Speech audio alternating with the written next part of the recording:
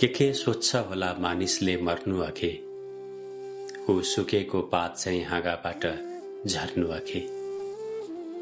आफू दुखेको सम्झिन्छ होला कि अरूलाई दुखाएको सम्झिन्छ होला, मनमा नै कसैलाई माफी दिन चाहन्छ होला कि मन हलुका बनाउन माफी लिन चाहन्छ होला, गरेको माया सम्झिन्छ होला कि दिएको धोका सम्झिन्छ होला। के सोच्छ होला मानिसले मर्नु अघि, उसको आँखाबाट अन्तिम पटक आँसु झर्नु अघि। कसैको जीवनलाई कतै नर्क बनाउँदा कतै स्वर्ग बनाउँदा आफ्नै जीवन स्वर्ग भयो कि नर्क सोच्ने झन्झट गर्छ कि गर्दैन होला।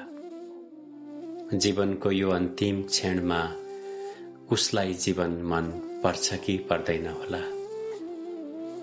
के सोच्छ होला मानिसले मर्नु अघि, चाहेर वा नचाहेर मृत्युको सामना गर्नु अघि।